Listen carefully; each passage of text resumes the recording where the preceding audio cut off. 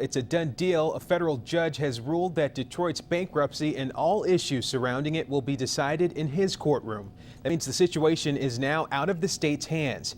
Shannon Kantner tonight with what this could mean with those with pension plans.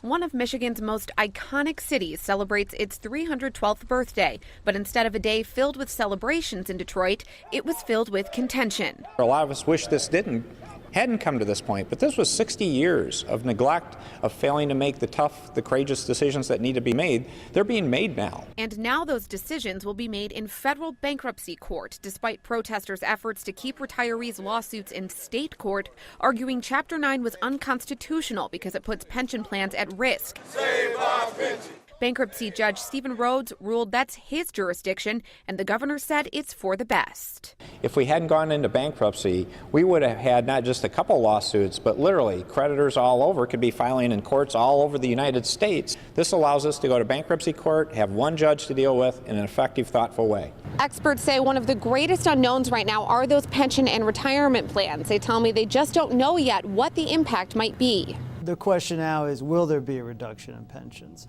Because the city's plan really hasn't been put forward yet. First, it needs to be decided if Detroit is truly insolvent. And then the question becomes, how does it become solvent again, and which creditors will take a hit? If the pensioners are part of that, they can argue to the federal court, this isn't fair for these reasons. So there's still going to be a lot of, conflict over this. It's not over by any means. AFSCME said just that in a statement. We will never stop fighting for Detroit and its workers. In Lansing, Shannon Kantner, Fox 47 News. The judge has 90 days to decide if the bankruptcy filing is valid. It could take months before the city has a plan in place.